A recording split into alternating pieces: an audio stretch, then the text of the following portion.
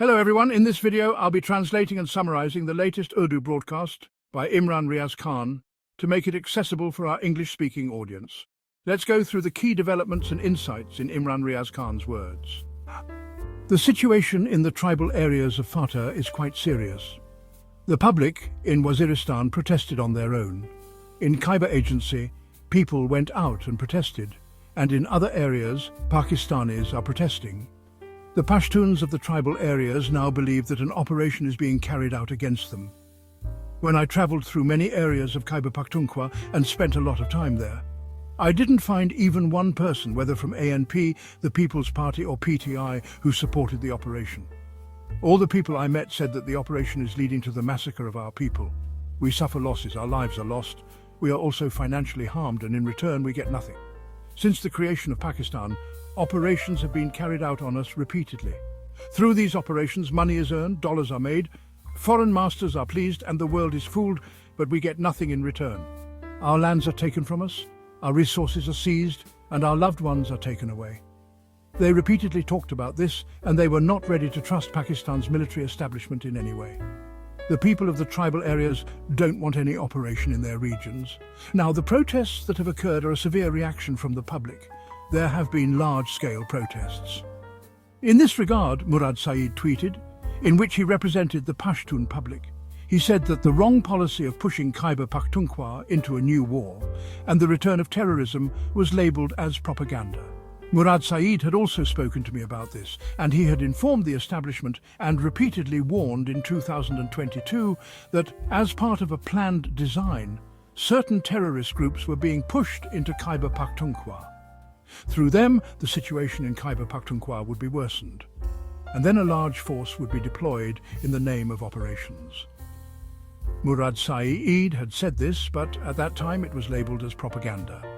Publicly, they pushed the terrorists back through the people's power. The decision-makers felt defeated and declared Murad Saeed a traitor. He was labelled as a betrayer. However, terrorists did indeed come here. In Malakand, there were 3 attempts, but the public protested vigorously, and eventually the terrorists were pushed back to Afghanistan. When they failed here, the movement for the old FATA began. The price of our lives was set. The terrorists Nasir set it, but the biggest misfortune is that every warning, threat and claim turned out to be true. There was a drone strike in Kotlang. Innocent civilians were martyred.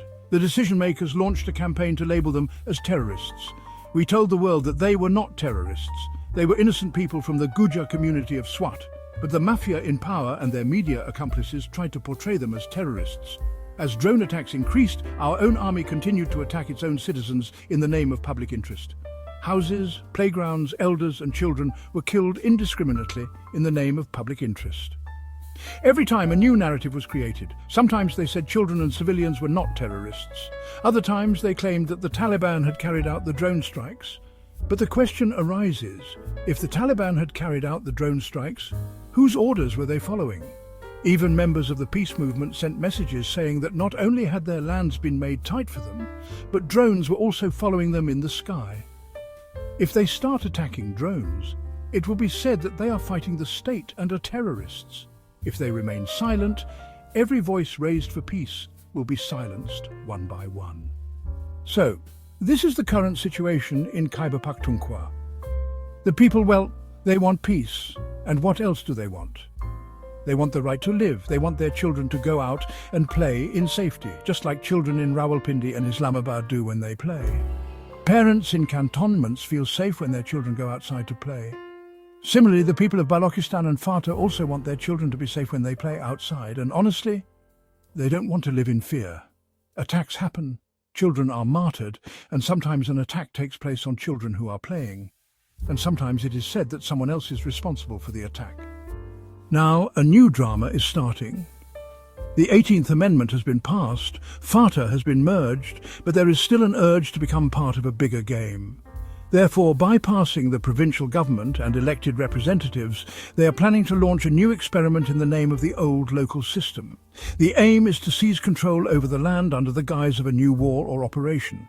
If there were any genuine concern for public interest, then the responsibility of border security would have been handled properly. Murad Saeed is again reiterating that if FATA is merged, the funds must be allocated for the development, security and welfare of the region. But the funds are being intentionally withheld, so FATA remains under federal control. Now, a new plan for an operation is being prepared, and people are deeply concerned about this. Murad Saeed also mentions that through drone strikes, fear is spread, curfews are imposed, and the desire for operations is expressed.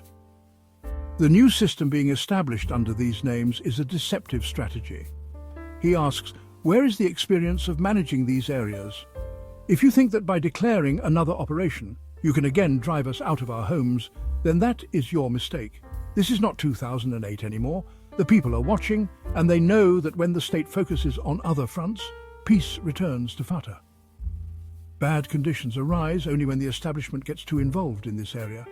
Peace returns when they focus on other matters. The people of FATA also say that the establishment is their biggest enemy. Murad Saeed says that by starting a dollar war, they will show the world our funerals and martyr innocent people through drone attacks to earn dollars. If you think you can take control of our regions through this, then you are mistaken. Public interest no longer accepts your narratives. From Bajor to Waziristan, a bloodshed game is being played to increase the influence of the major powers. For your interests, the resources of the people are being used. This drama must end. Over the past 3 years, as people have come out in the way they did yesterday and today, you will have to reconsider your policies. It will be better for your own interests. I tell my people to remain informed about this new game and stay united. From the 11th of this month, protests will begin in Waziristan. Be sure to participate in these protests as well as other marches. The details of this entire game unfolding have already been shared with your peace representatives. The lives of all these people are at risk, but if we remain united, we will succeed in achieving peace and defeating their malicious objectives. The people of Khyber Pakhtunkhwa say that those raising their voices for peace are being labelled as traitors, and they are being threatened with drone attacks. Their voices are being silenced, and they are being backed into a corner. Now, the preparation for a large-scale operation is underway in Khyber Pakhtunkhwa's tribal areas. The local population will be forced to leave their homes, and after that, control of the area will be seized by either the federal government, the establishment, or foreign powers. And they will decide how to extract the resources. Nazarene, who is the oppressed in this era? Let me tell you about Muharram, and you can, observe for yourself who is the oppressed and who is the oppressor. Today, the oppressor is the one who is violating the sanctity of privacy and human life. The oppressor is the one who is making people disappear without a trace. The oppressor is the one who is massacring defenseless civilians. Whether they are terrorists or people from the other side, the oppressor is the one who is shooting innocent civilians with sniper rifles. The oppressor is the one who is pushing and throwing people off containers while they are praying. The oppressor is the establishment which is engaged in all these crimes today. What else is it? It is coercion, injustice, and corruption. These are violations of human rights, and it's not just me saying this. Many global organizations are also saying this. Who is the oppressed? Imran Khan and his companions are the oppressed today. How? Imran Khan is inside, his wife is also inside, his sisters are repeatedly arrested, his relatives are in jail, his nephew is also inside. Most of his party members are in jail. Almost 3,000 people have been taken and imprisoned. The oppressed are those who were innocent and proved to be so. The oppressed are those women who were pushed, beaten and dragged on the streets. The oppressed are the women who were abducted, the men who were abducted, and those who were forcibly made to disappear. The oppressed are those who were tortured and given unjustified punishments. So today, are you standing with the oppressors? Fatima Jinnah was oppressed. People were standing with Fatima Jinnah. When Benazir was oppressed, the majority of Pakistanis were standing with Benazir. When Nawaz Sharif was oppressed, the majority of Pakistanis stood with him. Today, Imran Khan is the oppressed one, and the majority of Pakistanis are standing with him. But what is happening to Imran Khan right now is that he is the only person who has confronted the system, who responds back, who retaliates. Most people sit with their hands tied, forced into submission, scared and fearful. As was the case with Nawaz Sharif or Asif Zardari, they compromised. But Imran Khan is not compromising. He is not making deals. He is a strong person. Despite being oppressed, he stands firm. Therefore, the nation is standing with him with more intensity. Today, almost 90% of Pakistan stands with Imran Khan. According to a survey conducted inside the security forces, Gundapur claims that Imran Khan has an 88% popularity, and overall he says it's 93%. This is Gundapur's claim. Anyway, today everyone knows who the oppressed person is, and the good thing is that the Pakistani people are standing with the oppressed. Now, the difference lies in this. Some people recognize evil in their hearts but only go to cast their vote when the opportunity arises. Some people speak against it verbally, saying, injustice is being done, it's wrong. And some people have the ability to stop it physically. They say, I will step out, I will stand against this injustice, and I will resist. This is the highest form of resistance, that you stop the oppressor's hand, hold it back. Stopping the hand of the oppressor is an obligation on all of us. We must stop it, or else we will have to answer later. So this, my dear, you must try to do yourself. Now, let's talk about Mohsin Naqvi's situation. He went to the Ashura procession from Nisa Haveli, and well, there were commandos and police all around him. While travelling, he was fully surrounded by security. What he has done with the public is so much oppression that now he has lost all trust. He cannot openly meet the public. We've seen this multiple times during the day when Aliyah Hamza, for instance, didn't have police security with her. She was with her own people, freely moving around, sitting, meeting people, giving them water, talking to them. On the other hand, Mohsin Naqvi is so terrified of the public, so scared that he knows he cannot openly move among them. These conditions have developed. Although Mohsin Naqvi is not a leader on Imran Khan's level, he is a media owner with connections to the army chief. This connection allowed him to become the chief minister of Punjab, and because of this same connection, he is now the interior minister. Otherwise, he has no notable credentials. Who is Mohsin Naqvi? He was a relative of the Chaudhrys. We knew him from his media work and channel ownership. Apart from that, he had no public identity until his ties with the military establishment helped him become the chief minister and later the interior minister. Now, Sohail Wada is a senior columnist who recently made an analysis. I'm amazed at how some people make such statements. Sohail Wada said, "The establishment has the constitutional right to use violence. It has the monopoly on violence. If anyone else uses violence, the establishment crushes them. This is the state of affairs," he claims. First of all, no one else has a policy of violence. Pakistan Tehreek-e-Insaf, or PTI, has never been about using violence. They have always worked peacefully wherever they go. If no one attacks them, if no one uses tear gas against them, they don't retaliate. But when someone attacks them, they don't respond like other movements. They don't even retaliate harshly. Even 7,000 to 8,000 people are arrested in one day. How does that happen? They just respond with sticks. The police force is sometimes forced to recite the Shahada and revert to Islam. I've seen many such videos myself. Sohail Wada should know better in his senior age. He should be well versed in law and constitution. He wrongly calls the military a state. The Constitution of Pakistan defines what a state is under Article 2. Moreover, his claim that the establishment has the constitutional right to use violence is completely wrong. There is no constitutional right to violence in the law of the land. Yes, the military establishment, which consists of a few high-ranking officers and their allies, makes decisions, but violence is restricted in law. The Constitution forbids excessive use of force. The law clearly specifies how and when force can be used, especially when the use of force is deemed necessary in self-defense.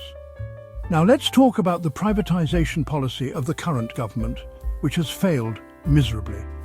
The Punjab government's plan to privatize hospitals has already started to crumble. Muhammad Umraya has reported that after 2 hospitals in Muzaffargarh and Okara were privatized, the private administrators refused to manage them. In Basipur, the staff shortage at the privatized government hospital led to the deaths of 2 citizens.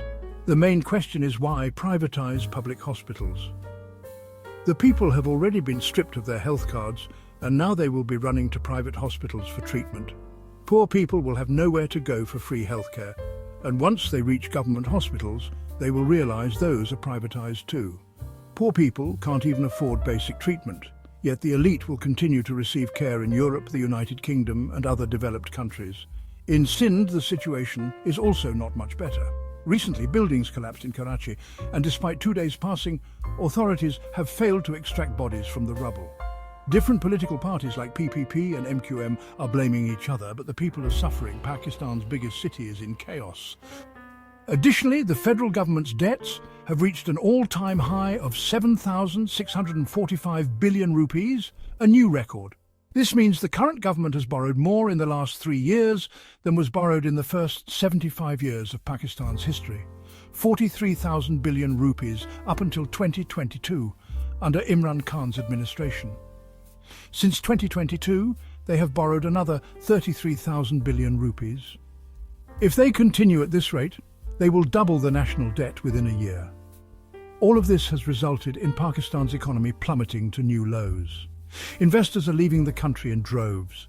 I know many people who have contacted me saying that they are selling their properties and leaving Pakistan. It's clear that this government is draining the life out of Pakistan. Doctors, engineers and educated professionals are leaving the country. They claim they are fixing the economy, but they are only burdening it further with more loans. Pakistan's future looks bleak under this administration, and it will take decades to recover from this debt. That wraps up our translation of Imran Riaz Khan's video. I hope this English version helped you understand his message better. Please like, share and subscribe to Awami Lens to help our community grow. Don't forget to leave a comment below and let me know what you thought of this effort.